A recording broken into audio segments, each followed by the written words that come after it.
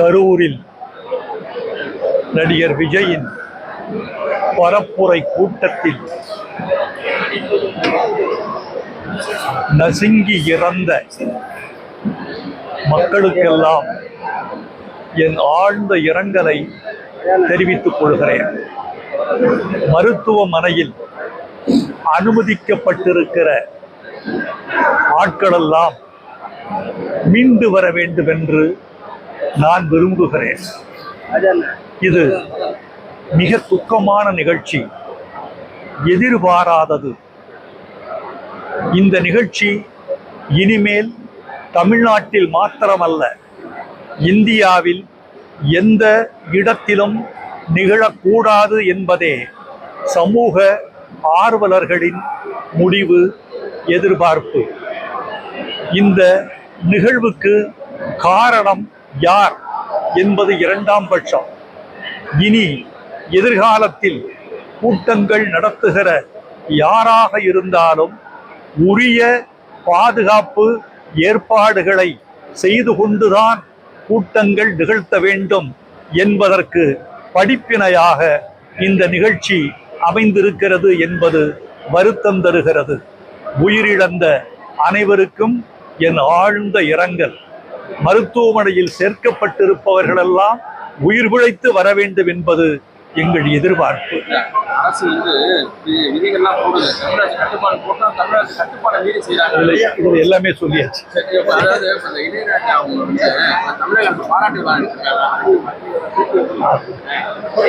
இது சரியா? திருக்குறளை பத்தி கேளுங்க என்பது காலந்தோறும் திருக்குறள் என்பது புதைந்து போன ஒரு அறிவாக இருந்தது. சமய இலக்கியங்கள் தமிழர்களுக்கு மத்தியில் புழங்கி வந்த அளவுக்கு திருக்குறள் புழங்கப்படவில்லை. எந்த அரச குலத்தவரும் திருக்குறளை ஆதரித்து ஓதவில்லை, அதற்குரிய பெருமையை செய்யவில்லை. 19ஆம் நூற்றாண்டில் தான் திராவிட இயக்கங்கள் தலையெடுத்த பிறகுதான் திருக்குறள் என்ற தமிழனின் பேரறிவு வெளிச்சத்துக்கு வந்தது. அது மக்கள் சொத்தாக மாறியது. அது மக்களின் பேச்சு மொழிக்கு கொண்டு வரப்பட்டது, வாழ்க்கை பாடமாக மாற்றப்பட்டது. எனவே திராவிட இயக்கத்துக்கு தமிழர்கள் நன்றி சொல்ல கடமைப்பட்டிருக்கிறார்கள். திருக்குறளை வெளிச்சத்திற்கு கொண்டு வந்ததற்காக பெரியாருக்கு, அண்ணாவுக்கு, கலைஞருக்கு தமிழ் உலகம் திருக்குறளை வெளியே கொண்டு வந்ததற்காக நன்றி சொல்ல காலமெல்லாம் கடமைப்பட்டிருக்கிறது.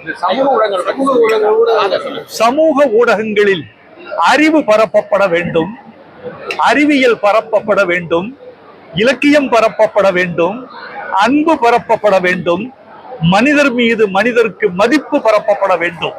ஆனால் இழிந்த சொற்கள், ஏளன சொற்கள், சபையில் பேசக்கூடாத சொற்கள், காதுகளிலே விழக்கூடாத சொற்கள், இவைகளெல்லாம் எழுத்து மூலமாக புழங்கப்பட்டு வருவது நாகரிகத்து சமுதாயத்திற்கு நல்லதல்ல.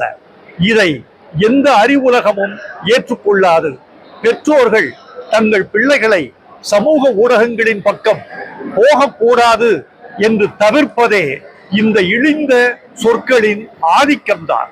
அந்த இழிந்த சொற்களை சொல்லக்கூடியவர்கள் தங்களை திருத்திக் கொள்ள வேண்டும். புதிய தலைமுறையை உயர்த்தி பிடிக்க நல்ல செய்திகளை மட்டுமே பதிவிட வேண்டும். எதிர்ப்படையான கருத்துக்களையும் கூட, எதிர்மறை சிந்தனைகளையும் கூட நல்ல சொற்களை சொல்லுங்கள். ஒருவரை திட்டுவதற்கு கூட தமிழில் நல்ல சொற்கள் உண்டு, அவற்றை கொண்டு திட்டுங்கள்.